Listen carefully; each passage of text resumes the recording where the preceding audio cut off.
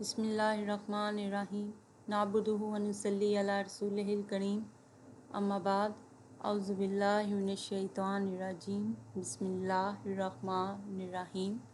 वो बेइंसानियत चैनल पर खुश आमदीद।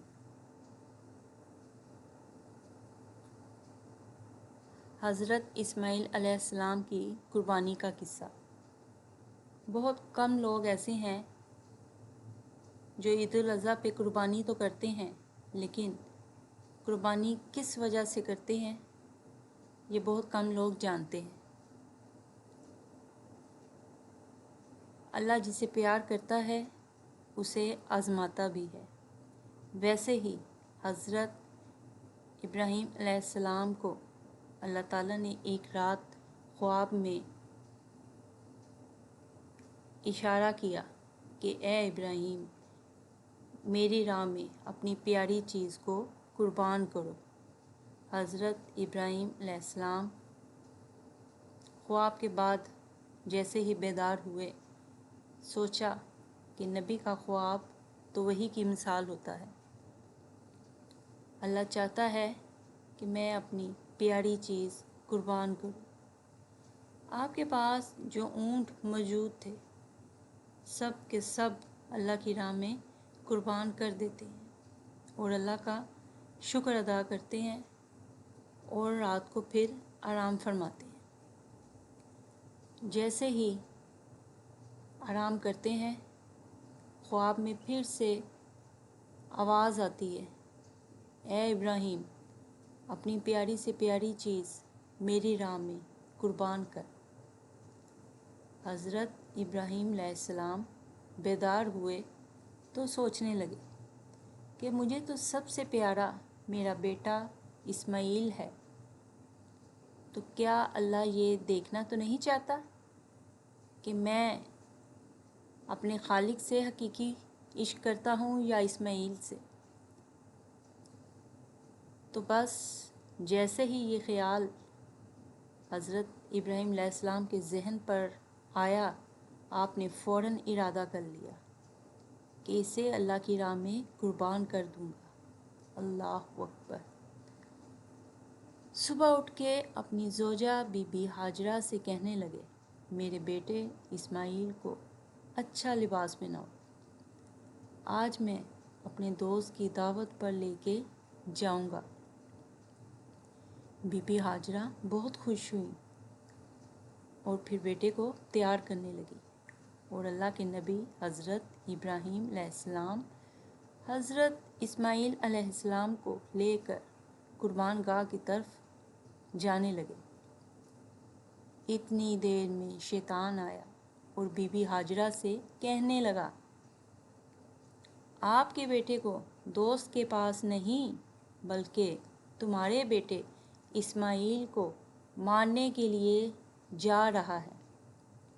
हज़रत बीबी हाजरा ने पूछा, मैं इब्राहीम को जानती हूँ, वो अपने बेटे को क्यों मारेगा।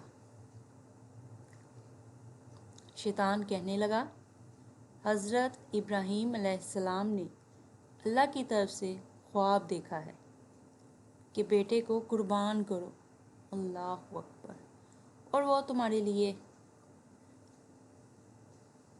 अल्लाह के लिए तुम्हारा बेटा कुर्बान कर देगा।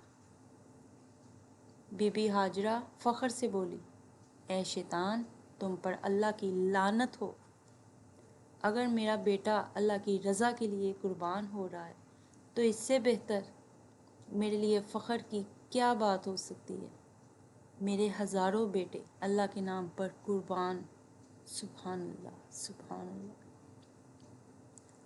इसके बाद शैतान हज़रत इस्माईल अलैहिस्सलाम के पास आता है और उसे कहने लगता है, तुम्हें पता है तुम्हारा वालिद तुम्हें कुर्बान करने के लिए जा रहा है। तुम्हारे वालिद ने ख्वाब देखा है कि अल्लाह की राह में अपना बेटा कुर्बान कर दे। हज़रत इस्माईल अलैहिस्सलाम फ़ख्र से कहते हैं, अल्लाह की राह में मुझे कुर्बान होना पड़े, इससे बेहतर मेरे लिए क्या हो सकता है। پھر شیطان یہی سوال لے کر حضرت ابراہیم علیہ السلام کے پاس آتا ہے اور کہتا ہے اپنا پیارا بیٹا اسماعیل کیوں قربان کر رہے ہو؟ تمہیں کیا پتہ کہ تمہاری قربانی قبول ہوگی یا نہیں؟ اتنی دیر میں حضرت ابراہیم علیہ السلام پتھر اٹھاتے ہیں اور شیطان پر لعنت کر کے پتھر مارتے ہیں۔ آج بھی وہ جگہ قائم ہے جہاں لاکھوں لوگ شیطان کو پتھر مارتے ہیں، پھر آگے بڑھتے ہیں اور چلتے چلتے اپنے بیٹے سے کہنے لگتے ہیں آج میں اللہ کی راہ میں تمہیں قربان کروں گا، تاکہ یہ واضح ہو کہ میرے دل میں اسماعیل اپنے بیٹے سے زیادہ اللہ کا عشق موجود ہے۔ اللہ اکبر۔ اللہ کی ذات سے عشق کہ اولاد کی بھی قربانی اس کی رضا کے لیے قبول کر لینا۔ اللہ اکبر۔ اللہ کی رضا کو قبول کرنا۔ سبحان اللہ۔ آپ کے بیٹے اسماعیل فخر سے کہتے ہیں بابا اس سے بہتر میرے لیے اور کیا ہوگا کہ مجھے اللہ کی راہ میں اللہ کا نبی قربان کریں، لیکن بابا میں کچھ عرض کرنا چاہتا ہوں۔ آپ بوڑھے ہیں اور مجھ سے بے پناہ پیار کرتے ہیں، جب میرا گلا کٹے گا آپ دیکھ نہیں پائیں گے۔ اللہ اکبر۔ بابا میں یہ چاہوں گا کہ مجھے قربان کرنے سے پہلے آپ اپنی آنکھوں پر پٹی باندھ لیں اور میرے ہاتھ اور پاؤں رسی سے باندھ لیں۔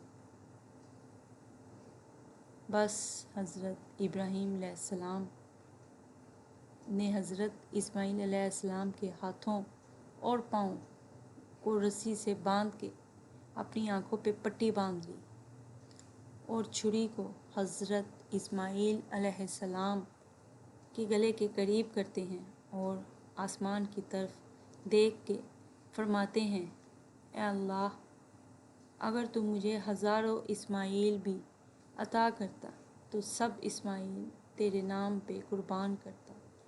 یہ کہا اور جیسے ہی چھری کو پھیرنے لگے اللہ تعالیٰ نے جبرائیل علیہ السلام کو حکم دیا کہ جاؤ اور جنت سے ایک خوبصورت جانور لے کے اسماعیل کی جگہ پیش کر۔ ابراہیم اپنے بیان میں کامیاب ہوا۔ اللہ اکبر۔ اور وہاں ابراہیم علیہ السلام چھری پھیرتے پھیرتے جب خون بہنے لگا ابراہیم علیہ السلام اللہ کا شکر کرنے لگے اور جیسے ہی آنکھوں سے پٹی کو جدا کیا تو کیا دیکھیں کہ اسماعیل علیہ السلام صحیح و سالم ان کے ساتھ کھڑے ہیں اور قربان گاہ میں ایک جانور اللہ کی راہ میں قربان ہو چکا ہے۔ سبحان اللہ۔ پھر غیب سے آواز آئی کہ اے ابراہیم تیرے اس عمل کو تا قیامت رکھا جائے گا اور تیری اس سنت کو ایمان والے ہر سال یاد کریں گے اور اللہ کی راہ میں قربانی پیش کریں گے۔ آج بھی حضرت ابراہیم علیہ السلام کی سنت پر عمل کرتے ہوئے پوری دنیا میں اس دن کو عید الاضحیٰ کے نام سے یاد کیا جاتا ہے۔ سلام ہو نبی کے حوصلے پر اور سلام ہو اللہ کے نبی ابراہیم علیہ السلام پر اور حضرت اسماعیل علیہ السلام پر۔ اور بھی بہت سے ایسے واقعات ہیں جو حضرت بی بی ہاجرہ علیہ السلام کی کہانی سے وابستہ ہیں، جیسا کہ صفا اور مروہ یہ دو وہ پہاڑیاں ہیں جو مکہ مکرمہ میں واقع ہیں۔ یہ پہاڑیاں ابو قبیس اور قیقان نامی دو بڑے پہاڑوں سے منسلک ہیں۔ صفا اور مروہ کی تاریخ حضرت ابراہیم علیہ السلام اور ان کی بیوی حضرت ہاجرہ علیہ السلام کی کہانی سے وابستہ ہے۔ جب حضرت ابراہیم علیہ السلام اپنے بیٹے حضرت اسماعیل علیہ السلام اور اپنی بیوی حضرت ہاجرہ علیہ السلام کو اللہ تعالیٰ کے حکم پر مکہ مکرمہ میں چھوڑ گئے تو وہاں پانی کی کوئی صورت نہ تھی، وہاں پانی اور خوراک کچھ بھی نہ تھا۔ حضرت ہاجرہ علیہ السلام اپنے بیٹے کی پیاس بجھانے کے لیے صفا اور مروہ کے پہاڑ کے درمیان 7 بار آتی گئیں، یعنی ایک بار صفا سے نکلیں، پھر مروہ گئیں، پھر مروہ سے صفا اور پھر صفا سے مروہ۔ اس طرح انہوں نے مسلسل 7 چکر لگائے۔ جب وہ 7ویں بار مروہ پہنچی تو اللہ تعالیٰ نے حضرت جبرائیل علیہ السلام کو بھیجا اور ان کے قدموں تلے سے زمزم کا چشمہ جاری ہو گیا۔ سبحان اللہ۔ صفا اور مروہ کے درمیان 7 بار آنا جانا حج اور عمرے کے ارکان میں سے ایک ہے۔ اسے سعی کہتے ہیں۔ سعی حضرت ہاجرہ علیہ السلام کی تقلید میں کی جاتی ہے اور یہ اس بات کی یاد دلاتی ہے کہ اللہ تعالیٰ اپنے بندوں کی مشکلات کو دور کرتا ہے اور ان کی دعاؤں کو قبول کرتا ہے۔ بے شک اللہ تعالیٰ بے نیاز ہے، رحیم ہے، عطا کرنے والا ہے۔ اسے ہم جیسا پائیں گے وہ ہمیں ویسا ہی ملے گا۔ قرآن پاک میں سورہ بقرہ کی آیت نمبر 158 میں صفا اور مروہ کا ذکر کیا گیا ہے۔ اس آیت میں اللہ تعالیٰ فرماتے ہیں، بے شک صفا اور مروہ اللہ تعالیٰ کی نشانیوں میں سے ہیں۔ جو کوئی بیت اللہ کا حج یا عمرہ کرے تو اس پر کوئی گناہ نہیں کہ وہ ان دونوں کے درمیان طواف کرے، اور جو کوئی بھی نیکی کا کام رضامندی سے کرے تو بے شک اللہ تعالیٰ قدردان اور جاننے والا ہے۔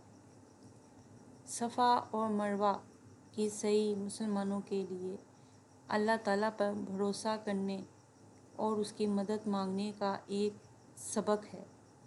یہ ہمیں یہ بھی یاد دلاتی ہے کہ اللہ کی مدد ہمیشہ ان لوگوں کے ساتھ رہتی ہے جو اس پر بھروسہ کرتے ہیں اور اس کے راستے میں صبر سے کام لیتے ہیں۔ بے شک اللہ صبر کرنے والوں کی مدد کرتا ہے۔ حضرت ابراہیم علیہ السلام حضرت محمد صلی اللہ علیہ وآلہ وسلم اور تمام بڑے بڑے انبیاء علیہ السلام کے جد اعلیٰ ہیں، اسی لیے آپ کو ابو الانبیاء یعنی نبیوں کا باپ بھی کہا جاتا ہے۔ عراق کے شہر اور میں پیدا ہوئے اور دریائے فرات کے کنارے واقع تھا۔ آپ نے بتوں کی پوجا سے لوگوں کو منع فرمایا اور دین حنیف یعنی اسلام کو دنیا کے سامنے پیش کیا، جسے آپ کے بعد تمام نبیوں نے پھیلایا۔ جناب حضرت اسماعیل علیہ السلام اور حضرت اسحاق علیہ السلام آپ کے بیٹے اور مشہور نبی تھے۔ ہمارے پیارے نبی حضرت محمد صلی اللہ علیہ وسلم حضرت اسماعیل علیہ السلام کی اولاد میں سے تھے۔ حضرت ابراہیم علیہ السلام اللہ تعالیٰ کے برگزیدہ نبی اور پیغمبر ہیں۔ آپ کو خلیل اللہ کا لقب بھی دیا گیا۔ اکثر انبیاء اکرام آپ علیہ السلام کی اولاد ہیں۔ حضرت ابراہیم علیہ السلام کی ولادت نمرود کے زمانے میں ہوئی۔ حضرت ابراہیم علیہ السلام کے والد آزر بت تراش اور بت فروش تھے، مگر حضرت ابراہیم علیہ السلام بت پرستی کے خلاف تھے۔ نمرود کو اس بات کی خبر ملی تو اپنے سامنے بلایا۔ حضرت ابراہیم علیہ السلام نے اسے سجدہ نہ کیا۔ پوچھنے پر بتایا کہ میں اپنے پروردگار کے سوا کسی دوسرے کو سجدہ نہیں کرتا۔ نمرود نے پوچھا، تیرا پروردگار کون ہے؟ حضرت ابراہیم علیہ السلام نے فرمایا، میرا خدا ہے جو مردے کو جان بخشتا ہے اور زندوں کو بے جان کرتا ہے اور مشرق سے آفتاب نکالتا ہے۔ نمرود نے شیطان کے بہکاوے میں آ کر حضرت ابراہیم علیہ السلام کو قتل کرنے کا منصوبہ بنایا۔ اس مقصد کے تحت 160 گز لمبا، 40 گز چوڑا اور 120 گز اونچا ایک احاطہ بنوا کر اسے لکڑیوں سے بھر کر آگ لگا دی۔ حضرت ابراہیم علیہ السلام کو ایک گلیل کے ذریعے آگ میں پھینکوا دیا گیا، مگر اللہ تعالیٰ کے حکم سے آگ حضرت ابراہیم علیہ السلام پر سلامتی والی بن گئی اور گل و گلزار میں تبدیل ہو گئی۔ یہ دیکھ کر نمرود کی لڑکی آپ حضرت ابراہیم علیہ السلام پر ایمان لے آئی، مگر حامان کے بہکاوے پر نمرود ایمان نہ لایا، بلکہ ابراہیم علیہ السلام کے مقابلے کے لیے لشکر کو اکٹھا کیا۔ حضرت ابراہیم علیہ السلام نے دعا کی اور اللہ سے مچھروں کا لشکر بھیجا جس نے نمرود کے سپاہیوں کا گوشت پوست تک کھا لیا، یہاں تک کہ ایک مچھر نمرود کے دماغ میں جا بیٹھا اور اس کا مغز کھانا شروع کر دیا۔ اس کی حرکت سے اسے تکلیف ہوتی، لیکن جب کوئی چیز سر پر مارتے تو آرام محسوس کرتا۔ وہ 40 برس تک اسی عذاب میں مبتلا رہا۔ حضرت ابراہیم علیہ السلام اپنی بیوی سارہ کے ہمراہ مصر پہنچے۔ وہاں مصر کے بادشاہ فرعون نے حضرت سارہ پر دست درازی کرنے کی 3 بار کوشش کی، مگر ہر بار آنکھیں اندھی ہو گئیں۔ چنانچہ اس نے توبہ کر کے حضرت سارہ کو ایک کنیز ہاجرہ عطا کی۔ جب حضرت ابراہیم علیہ السلام اپنی بیوی سارہ اور کنیز ہاجرہ کے ہمراہ فلسطین سے ہوتے ہوئے شام پہنچے، وہاں حضرت ابراہیم علیہ السلام نے لوگوں کو شریعت سکھائی۔ حضرت ابراہیم علیہ السلام نے خدا کی عبادت کے لیے جب ایک قبلے کی دعا کی تو جبرائیل علیہ السلام نے 3 روز تک متواتر خواب میں دیکھا کہ کوئی شخص کہتا ہے کہ اپنے بیٹے کو قربان کرو۔ پھر حضرت اسماعیل علیہ السلام کی قربانی کا واقعہ پیش آیا۔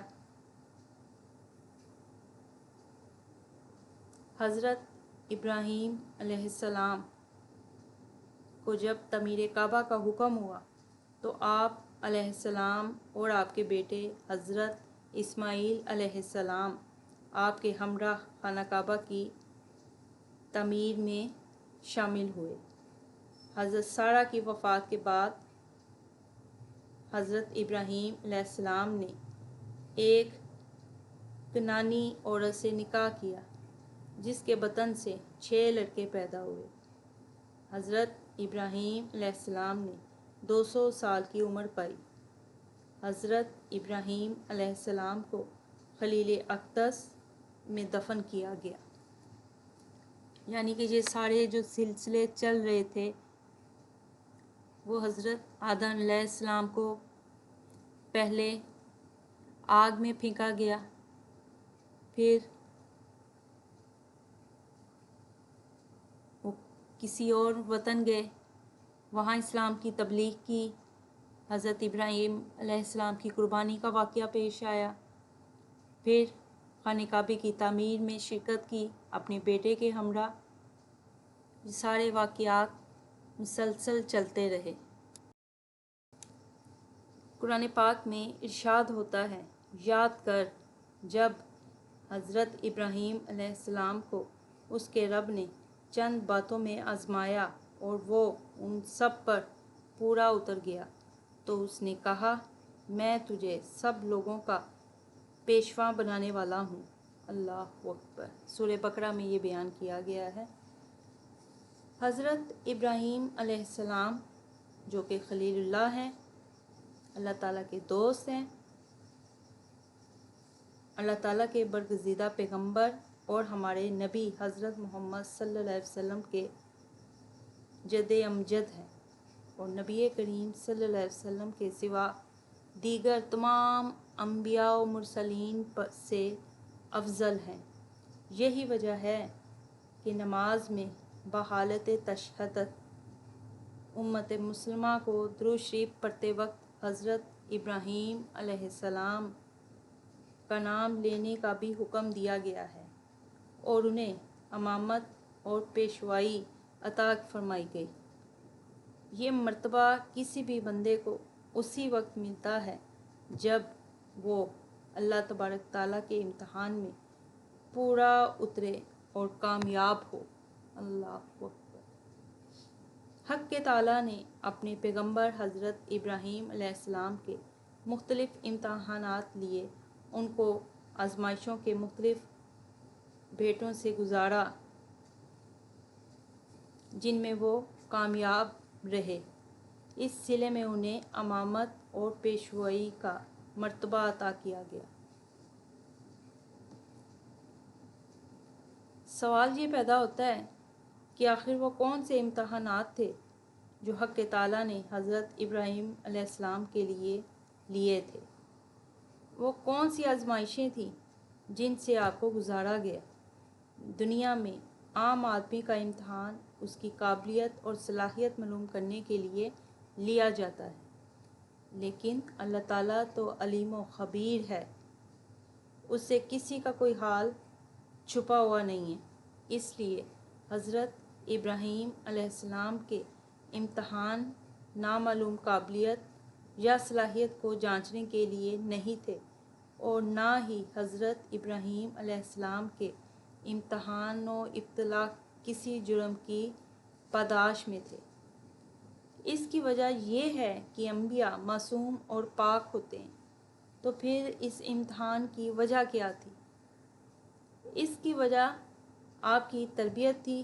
ان آزمائشوں اور امتحانات کے ذریعے اللہ رب العزت کو اپنے خلیل کی تربیت کر کے آپ کے درجات کو مقامات عالیہ تک پہنچانا تھا۔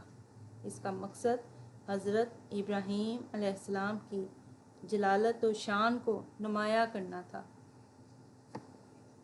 یہ امتحان طے تھا جن سے حضرت ابراہیم علیہ السلام کو گزرنا پڑا۔ امتحان کیسا بھی ہو ہمیشہ کٹھن ہوتا ہے۔ ان سے گزرنے والا ان میں جو خوش اسلوبی اور استقامت دکھاتا ہے، اس کے باعث وہ یقیناً کامیاب ہو جاتا ہے۔ حضرت ابراہیم علیہ السلام کے لیے پہلا امتحان ہی بے انتہا مشکل تھا۔ پوری قوم حتیٰ کہ ان کا اپنا خاندان اور گھرانہ بھی بت پرستی میں مبتلا تھا۔ سب کے عقائد نظریات مختلف تھے۔ ان سبھی کو ایک سچا دین عطا کیا گیا اور ان کی تبلیغ کرنے اور قوم کو اس کی دعوت دینے کا بارگراہ حضرت ابراہیم خلیل اللہ پر ڈالا گیا۔ کام تو مشکل تھا، لیکن آپ نے پیغمبرانہ جرأت و ہمت کے ساتھ بے خوف و خطر ہو کر قوم کو خدائے وحدہ لا شریک کی طرف بلایا اور بت پرستی کی خرابیاں مختلف عنوانات سے بیان کی۔ عملی طور پر بتوں کے خلاف جہاد کیا، پوری قوم آمادہ جنگ ہو گئی اور بادشاہ جو اس وقت کا بادشاہ نمرود تھا اور اس کی قوم نے آپ کو زندہ آگ میں جلا دینے کا فیصلہ کیا۔ اس مرحلے سے بھی گزرے، پھر اولاد کی جدائی کو بھی برداشت کیا اللہ کی رضا کے لیے۔ حضرت اسماعیل علیہ السلام کی قربانی کا واقعہ بھی پیش آیا۔ کتنا عظیم باپ ہے جس کو یہ اللہ تعالیٰ نے آزمائشوں سے گزارا اور خلیل اللہ کا لقب بھی عطا کیا۔ وہ رب العزت ہے، رحم کرنے والا ہے، عطا کرنے والا ہے۔